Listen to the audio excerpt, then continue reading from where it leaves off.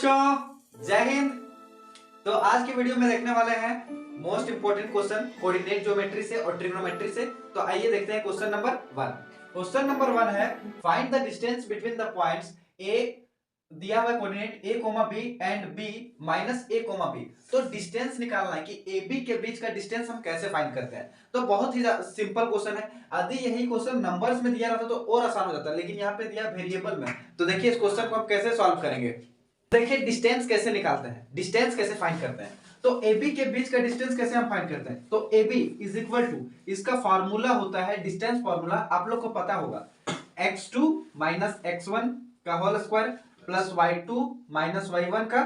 तो देखिए अब इसमें x1 y1 x2 y2 है कौन। तो इस पॉइंट में हम देखते हैं, इस वाले को बोलते हैं, ए को बोलते हैं x1, इसको बोलते हैं y1, इसको बोलते हैं x2, इसको बोलते हैं y2। अब जो भी वैल्यू उसको सब्स्टिट्यूट कर दीजिए यहाँ पे। तो ए बी का बीच का डिस्टेंस कितना हो जाएगा, x2 का वैल्यू क्या है माइनस ए, माइनस x1 का वैल्यू क्या है तो a, इसका स्क्वायर हो जाएगा, प्लस y2 का वैल्यू क्या है माइनस बी, माइनस बी ना, तो माइनस बी माइनस बी हो गया y1 का वैल्यू, तो इसका स्क्वायर। ठीक है, अब देखिए ये भी माइनस में है, ये भी माइनस में है, तो जुड़ जाएगा, लेकिन साइन तो माइनस का रहेगा। तो माइनस 2a का whole square plus minus 2b का होल स्क्वायर। ये क्लियर हो गया। अब देखिए माइनस 2a का होल स्क्वायर करेंगे तो कितना होगा 4a स्क्वायर।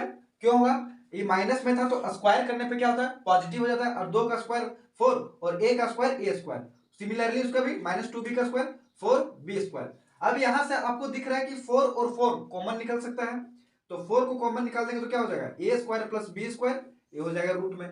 और 4 को रूट से यदि बाहर निकालते हैं तो क्या हो जाएगा 2 रूट ए स्क्वायर प्लस बी स्क्वायर। और इस क्वेश्चन को हम ऐसे सॉल्व करते हैं। आइए देखते हैं क्वेश्चन नंबर 2, इक्वी डिस्टेंस का क्वेश्चन है। तो क्वेश्चन नंबर 2 है, if the point P k minus 1, 2 is equidistant from the point A 3, k and B k, 5, then find the value of k। देखिए यह क्वेश्चन बोला है ना कि A B एक लाइन सेगमेंट है, ठीक है, एक कोऑर्डिनेट का एक लाइन सेगमेंट है। जैसे A है और B है, तो A का कोऑर्डिनेट कितना है 3, k और B का कोऑर्डिनेट कितना है तो k, 5। और जो P है ना वो इक्वी डिस्टेंस है। इक्वी डिस्टेंस कहने का मतलब कि ए बी के बीच में कहीं लाई करेगा। ए बी के बीच में कोई पॉइंट P है, उसका क्या है coordinate k minus 1, 2।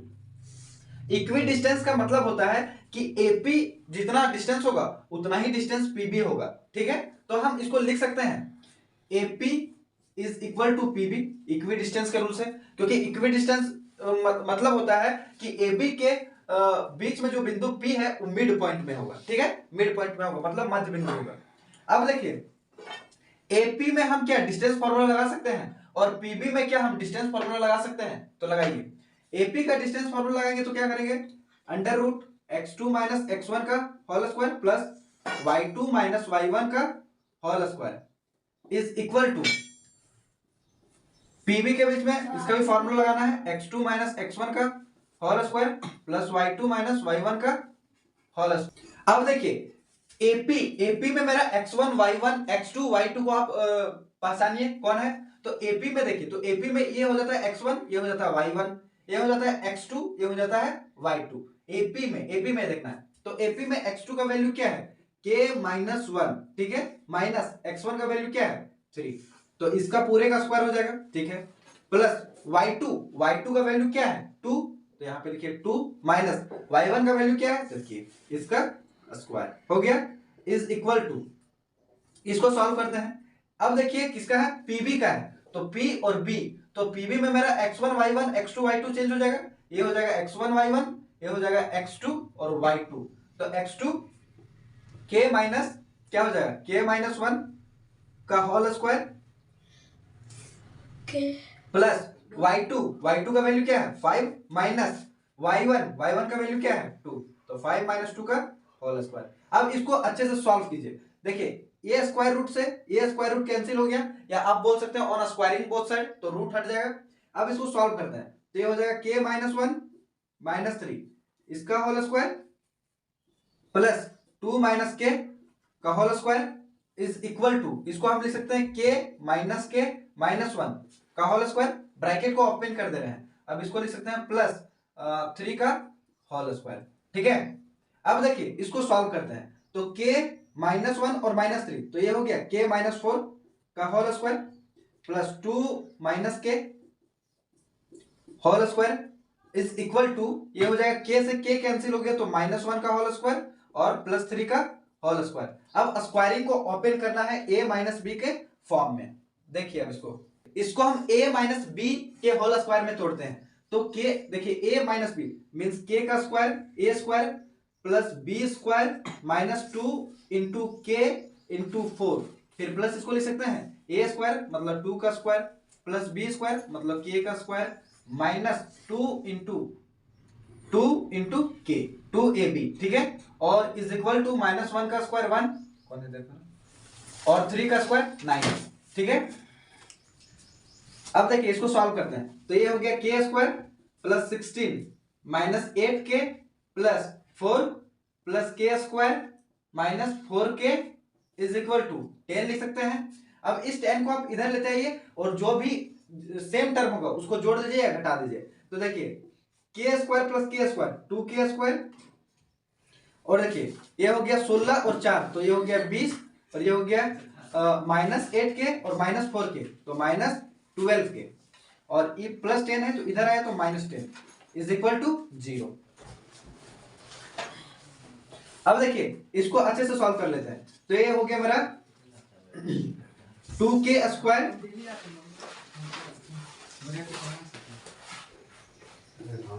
-12k plus 10, इस -10 में 20 को सब्ट्रैक्ट कर दिया तो +10 हो गया। अब देखिए इसमें हम क्या करते हैं 2 को कॉमन ले लेते हैं, तो 2 कॉमन लेंगे तो क्या होगा k स्क्वायर -6k प्लस 5 बराबर 0, और 2 को यदि हम इधर भेज देंगे तो ये 0 डिवाइडेड बाई 2 हो जाएगा तो क्या हो जाएगा 0, तो k स्क्वायर -6k प्लस 5 बराबर 0। अब इसका हमको क्या करना है फैक्टर करना है, तो फैक्टर k स्क्वायर के आगे कुछ नहीं मतलब 1 है, 1 को यदि 5 से हम मल्टीप्लाई करेंगे तो कितना होगा 5, और 5 का एक ऐसा फैक्टर करना है ना कि मल्टीप्लाई करने पे 5 आना चाहिए लेकिन जोड़ने और घटाने पे 6 आ जाना चाहिए, तो कितना होगा 5 1 जा 5, यदि 5 का टेबल एक ही बार पढ़ेंगे तो 5 आ जाता है और 5 को 1 से जोड़ेंगे तो 6 हो जाता है। तो देखिए ये हो जाएगा k स्क्वायर, ये हो जाएगा -k -5k प्लस 5 बराबर 0।